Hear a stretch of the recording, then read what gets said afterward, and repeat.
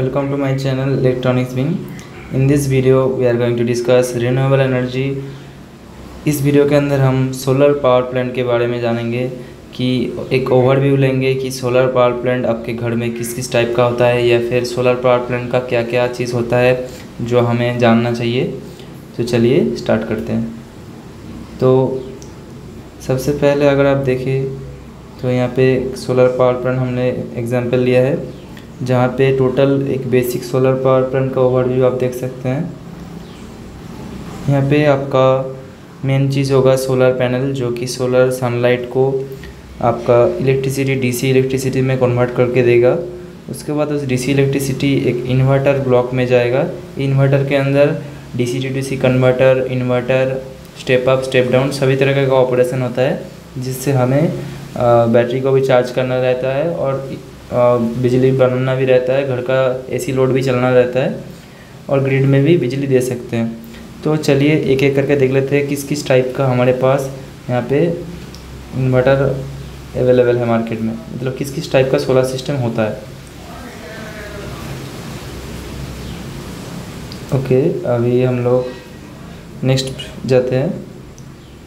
Okay, तो सबसे पहले अगर आप घर में अपना देखें तो कुछ इस तरीके से आपको इन्वर्टर दिखता होगा घर में,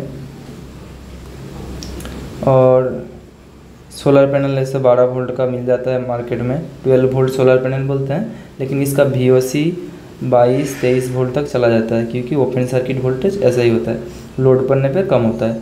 और ये 12 वोल्ट का 170 वाट का पैनल यहाँ पे दिखाया गया है। ये मार्केट में 4,500 में मिल जाता है। और नेक्स्ट चीज़ है हमारा यहाँ पे, ये मेन चीज़ है यहाँ पे इन्वर्टर, जो कि हमें इलेक्ट्रिकल इंजीनियर ऐसे जानना चाहिए। तो इन्वर्टर का मेन पावर इलेक्ट्रॉनिक्स का यहाँ पे काम है। और ये बैटरी आपको तो पता ही होगा, 12 volt lead acid battery, 12 volt lead acid battery. तो ये 12 वोल्ट लेड एसिड बैटरी, इसमें क्या क्या चीज़ आपको ध्यान में रखना है। यहाँ पे देखिएगा एक AH रेटिंग होता है और एक वोल्टेज रेटिंग होता है, और C10 CA12 होता है। सोलर में C10 यूज़ करते हैं, C10, और नॉर्मल बैटरी C12 होता है। तो जितना ये C ज़्यादा होगा, इसका करंट कैपेसिटी को उस 20 से या 10 से डिवाइड करना है, मतलब C10 है तो ज़्यादा फास्ट चार्जिंग डिस्चार्जिंग दे सकता है। उसके बाद मेन चीज़ है, ये सपोज़ ये 12 वोल्ट है और इसका एम्पियर आवर यहाँ पे 150 AH है। तो इन दोनों को मल्टीप्लाई करेंगे तो कुछ एक वैल्यू आएगा और VAH बन जाएगा। तो ये VAH और कुछ नहीं है, VA मतलब पावर और H मतलब टाइम, तो ये एनर्जी बन गया, एनर्जी।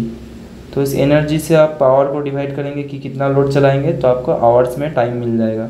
सपोज 100 वाट का चलाना है तो 100 वाट लिख दीजिए, तो ऑटोमेटिक वो आपका टाइम निकल के आ जाएगा, कितना टाइम चलेगा।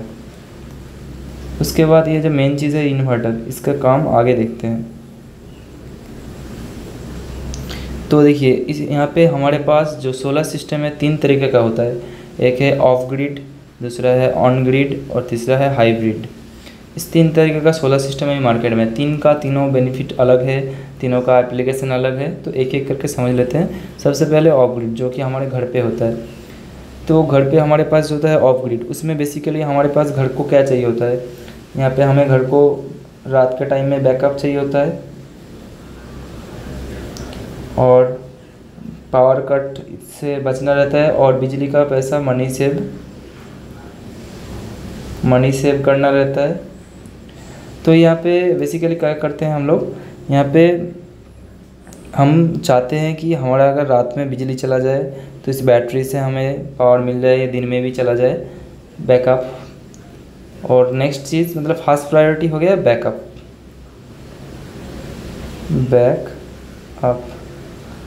सेकंड चीज़ क्या जाता है हम लोग का मनी सेविंग। सोलर से जो दिन में एक्स्ट्रा पावर बन रहा है उससे हमें लोड को चलाना है, तो हमारा मनी सेविंग हो गया, मतलब बिजली से खर्चा नहीं होगा, यहाँ पे सेव हो गया। और तीसरा जो चीज़ है यहाँ पे, अगर सपोज़ हमारे पास ज़्यादा बिजली बन रहा है तो उसको अगर बेचना है बाहर ग्रिड में, तो ग्रिड में अगर बेचना है तो उसके लिए क्या करें, उसके लिए एक अलग सा इन्वर्टर आएगा, लेकिन यहाँ पे जो हम नॉर्मल घर पे जो इन्वर्टर यूज़ करते हैं उसके बारे में जान लेते हैं। हम जो पहले यहाँ पे पिक्चर में देखे थे, ये वाला जो सिस्टम है ये नॉर्मली ऑफ ग्रिड में यूज़ होता है। ये ऑफ ग्रिड इन्वर्टर है और ऑफ ग्रिड सिस्टम है, टोटल ऑफ ग्रिड। तो यहाँ पे ऑफ ग्रिड सिस्टम को थोड़ा समझ लेते हैं। ये इस तरीके से घर में आप अगर लगाना चाहते हैं, मैंने प्रैक्टिकल वीडियो लगाने का बना दिया है इलेक्ट्रॉनिक्स विंग चैनल पे। तो इलेक्ट्रॉनिक्स विंग चैनल पे आप इसका पूरा प्रैक्टिकल वीडियो देख सकते हैं, कैसा खर्चा पड़ता है। इलेक्ट्रॉनिक्स विंग चैनल सर्च कीजिए, वहाँ पे आपको सोलर इन्वर्टर का इंस्टॉलेशन वीडियो मिल जाएगा। तो अभी के वीडियो में हम इस चैनल पे इलेक्ट्रिकल विंग पे theoretical concept in depth electrical engineering में देखते हैं। तो ऑफ ग्रिड में बेसिकली क्या होगा, सपोज़ अभी दिन का टाइम है, दिन का टाइम है तो हमारा सूरज प्रॉपर, सपोज़ अभी 12 PM है तो प्रॉपर धूप है यहाँ पे, और यहाँ पे प्रॉपर अच्छे से हमारा 23 वोल्ट DC 12 वोल्ट सिस्टम में बन रहा है VOC, और करंट भी अच्छे से हमारा सपोज़ 10 एम्पियर दे रहा है। तो यहाँ पे हमारा सपोज़ सुबह 7-8 बजे से बैटरी फुल चार्ज ऑलमोस्ट हो गया है, मतलब बैटरी फुल चार्ज सोलर से ही हो गया है। यहाँ पे हमने सेटिंग करके रखा है, यहाँ पे सेटिंग करके रखा है कि हमारा जो चार्ज होना है सोलर से होना है, बिजली से कम होना है, मतलब सोलर प्लस ग्रिड का सेटिंग करके रखा है हमने। तो यहाँ पे सोलर से ज़्यादा बैटरी को चार्ज करने की कोशिश करें, ग्रिड से बहुत कम, मतलब डिपेंड करेगा कि यहाँ पे बिजली का कटौती कैसा है। अगर बहुत ज़्यादा कटौती है तो बिजली से भी कभी कभी चार्ज करेगा। तो यहाँ पे मेनली देखिए धूप पड़ रहा है तो यहाँ पे प्रॉपर DC वोल्टेज और करंट हमें मिल रहा है। उसके बाद वो इन्वर्टर उसको DC to DC step down chopper, यहाँ पे 2 तरीके का चार्ज कंट्रोलर यूज़ होता है। MPPT, यहाँ पे जो चार्ज कंट्रोलर होता है 2 तरीके का होता है इसका अंदर, DC to DC करने के लिए, DC to DC step down के लिए। एक होता है PWM चार्ज कंट्रोलर, दूसरा होता है MPPT। PWM चार्ज कंट्रोलर में क्या होता है, ये चिप बहुत कम पैसे में हो जाता है, और यहाँ पे इसका एफिशिएंसी अराउंड 50 to 60% होता है। एफिशिएंसी यहाँ पे इसका लो होता है, लो एफिशिएंसी। और यहाँ पे MPPT का एफिशिएंसी क्या होता है, हाई होता है, बट इसका कॉस्ट ज़्यादा होता है।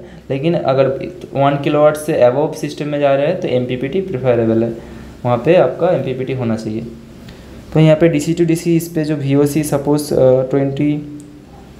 23 वोल्ट आ रहा है, उसको स्टेप डाउन करके उसको करंट पावर सेम रहेगा, जो पावर यहाँ पे इनपुट हो रहा है MPPT उसको सेम पावर पे यहाँ पे करंट को बढ़ा देगा। कैसा बढ़ रहा है, हमें पता है पावर का formula P = V × I DC में पावर फैक्टर cos phi = 1 हो जाता है। तो यहाँ पे इनपुट में सपोज 25 वोल्ट DC आ रहा है और 10 एम्पियर आ रहा है, तो 250 वाट का पावर सोलर साइड से आ रहा है। अब इसको MPPT क्या कर देगा, 12 वोल्ट में कन्वर्ट कर देगा। तो अभी कैलकुलेशन के लिए 10 वोल्ट समझ लेते हैं। तो 10 वोल्ट में अगर कन्वर्ट करेगा तो 25 एम्पियर होगा, तब जाके 250 वाट बन रहा है। तो बैटरी को अराउंड 25 एम्पियर मिल रहा है। तो समझ में आ रहा है यहाँ पे कैसे करंट बूस्टिंग हो रहा है। प्राइमरी में 10 एम्पियर और यहाँ पे चार्जिंग बैटरी को जा रहा है 25 एम्पियर। तो MPPT क्या करता है, ट्रांसफार्मर के जैसा एज ए DC ट्रांसफार्मर काम करता है और मैक्सिमम पावर को ट्रैक करता है जहाँ पे हमें मैक्सिमम पावर मिलेगा। तो सोलर का एक बेसिक सोलर का अगर कर्व देखें कुछ इस तरीके से होता है, ऐसे टाइप का होता है। तो इस पॉइंट पे हमें मैक्सिमम मिलता है, तो उस पॉइंट को वो ट्रैक करता रहता है MPPT। तो ये सब बाद में हम इन डेप्थ जानेंगे, अभी तो ओवरऑल ले लेते हैं कि बेसिकली हमारे यहाँ पे क्या हो रहा है। सोलर से दिन के टाइम में बैटरी चार्ज हो रहा है, सोलर से बैटरी चार्ज हो रहा है, और साथ ही साथ बिजली जो आ रहा है, बिजली को ये अगर सफिशिएंट सोलर पावर है तो इसको यूज़ नहीं करेगा, कट कर देगा।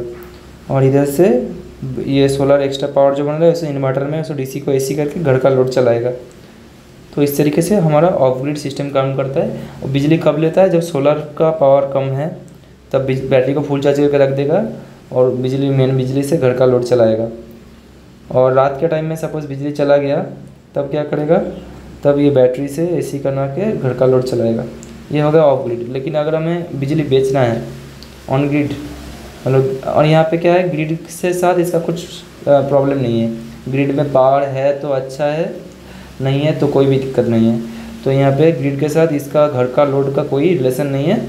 पावर है तो अच्छा है, नहीं है तो फिर भी अच्छा है। तो यहाँ पे टोटली ये ऑफ ग्रिड में क्या होगा, लोड हमारा इंडिपेंडेंट है हमारा ग्रिड से। ग्रिड में पावर है या नहीं है, लोड ऑलवेज चलता रहेगा। लेकिन ऑन ग्रिड में थोड़ा अलग है।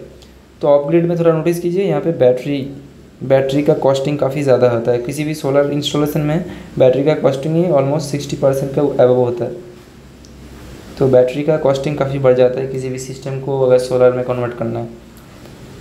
तो ऑन ग्रिड सिस्टम में क्या होता है, ऑफ ग्रिड में हमारा मेन मोटिव रहता है कि ऑन ग्रिड में, एक सेकेंड, ऑफ ग्रिड में हमारा मेन मोटिव रहता है कि यहाँ पे बैकअप। ऑफ ग्रिड में हमारा मेन मोटिव रहता है यहाँ पे बैकअप का हमें चाहिए होता है कि हमें बैकअप चाहिए रात को, इसलिए ऑफ ग्रिड यहाँ पे मेनली हमें बैकअप चाहिए होता है। लेकिन ऑन ग्रिड में क्या है, ऑन ग्रिड में देखिए सोलर से पावर बना, यहाँ पर डीसी हमें सोलर सनलाइट से डीसी मिल गया, ये इन्वर्टर उसको एसी में डायरेक्ट कन्वर्ट कर देगा। वो एसी से हमारा घर का लोड भी चलेगा और उस एसी से हमारा, ये देखिए एरो का डायरेक्शन बाहर की तरफ भी है, तो ये इसी ग्रिड में बिजली बेच भी सकते हैं। मतलब पावर का फ्लो इन्वर्टर टू ग्रिड की तरफ भी होगा।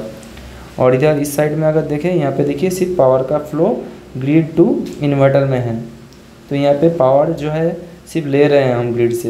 लेकिन ऑन ग्रिड के केस में यहाँ पे हमारा बैटरी का खर्चा बहुत ज़्यादा बच रहा है, तो हम बहुत ज़्यादा सोलर पैनल लगा सकते हैं उस पैसे से, तो हमारा जनरेशन ज़्यादा होगा बिजली का। यहाँ पे मेन मनी सेविंग, यहाँ पे पैसा बचाने के लिए मनी सेविंग और इनकम, यहाँ पे इनकम भी होगा, मनी इनकम भी होगा, क्योंकि आप बिजली बेच रहे हैं तो आपको पैसा मिलेगा ना। तो इसलिए इसको लगाते हैं ज़्यादातर। ये तो नॉर्मल कॉलेज में मैक्सिमम यही रहता है कि यहाँ पे कोई भी कॉलेज है आपको यही देखने को मिलेगा कि सोलर ऊपर लगा रहेगा बहुत सारा। मैं जितना भी कॉलेज में अभी टीचिंग किया हूँ या फिर मैं पढ़ा हूँ, सब में यहाँ पे ऑन ग्रिड सोलर, जहाँ पे बड़ा बड़ा स्टेशन होगा उसके ऊपर ये ऑन ग्रिड सोलर पैनल आपको देखने को मिलेगा। और उसके नीचे एक ऑन ग्रिड इन्वर्टर होगा जो डायरेक्टली इस डीसी से एसी में कन्वर्ट कर रहा है और घर को भी सप्लाई दे रहा है और साथ ही साथ ग्रिड को भी दे रहा है। लेकिन यहाँ पे एक मेन चीज़ है, यहाँ पे अगर लोड इस ऑन ग्रिड इन्वर्टर से लगा है, अगर हमारा ग्रिड पे पावर नहीं है तो ये सोलर से पावर अवेलेबल रहेगा, फिर भी आपको लोड नहीं चलेगा। क्यों नहीं चलेगा? क्योंकि अगर ये इन्वर्टर ग्रिड में पावर ऑफ कंडीशन में भी डाले तो एक्सीडेंट हो सकता है, क्योंकि हो सकता है कोई ग्रिड को ऑफ करके कुछ काम कर रहा है तो मेंटेनेंस चल रहा है, तो तब एक्सीडेंट हो सकता है। इसलिए क्या करते हैं, इसलिए ग्रिड में अगर पावर ऑलरेडी नहीं है तो उसमें पावर इंजेक्ट नहीं करता है। यहाँ पे पावर सिंक्रोनाइजेशन का कॉन्सेप्ट काम में आता है। तो यहाँ पे हमारा मनी सेविंग हो जाएगा कि पावर बेच भी रहे हैं और घर का भी लोड चल रहा है। लेकिन ड्यूरिंग ग्रिड अगर ऑफ है, ग्रिड का अभी सप्लाई नहीं है, ठीक है, ग्रिड ऑफ है, ग्रिड में पावर नहीं है, तो ग्रिड के साथ घर का लोड डिपेंड करेगा कि अगर सोलर में पावर अवेलेबल है फिर भी हमारा ग्रिड अगर ऑफ है नहीं चलेगा। तो इस प्रॉब्लम को सॉल्व करने के लिए हम लोग चलते हैं हाइब्रिड में। तो हमारा ऑफ ग्रिड में क्या था, बैकअप अच्छा मिल रहा था, ऑफ ग्रिड में बैकअप अच्छा मिल रहा था, बैकअप, और दिन के टाइम में थोड़ा बहुत पैसा सेव हो रहा था। लेकिन ऑन ग्रिड में मनी इनकम हो रहा था। तो ये दोनों चीज़ दो अलग अलग सिस्टम में है, लेकिन हमें दोनों चाहिए, पैसा भी इनकम करना है, बैकअप भी चाहिए, सब चाहिए। थोड़ा हम खर्चा कर सकते हैं बैटरी पे, तो हम चलेंगे हाइब्रिड। हाइब्रिड में कैसा रहेगा, हमारा यहाँ पे टोटल सोलर पैनल जैसा था वैसा बहुत सारा रहेगा और एक स्पेशल इन्वर्टर होगा जिसका नाम होगा हाइब्रिड इन्वर्टर। ये थोड़ा कॉस्टली होगा of grid on grid inverter से। और यहाँ पे बैटरी भी रहेगा। तो यहाँ पे हमें बैकअप, देखिए एरो का डायरेक्शन देखिए, सोलर से सिर्फ पावर इधर आएगा और बैटरी से पावर आएगा जाएगा भी, और इधर से लोड में सिर्फ पावर इधर जाएगा, और एसी पावर जो है इनपुट भी होगा एक्सपोर्ट भी होगा। तो यहाँ पे थोड़ा सा अच्छे से इसको समझिए।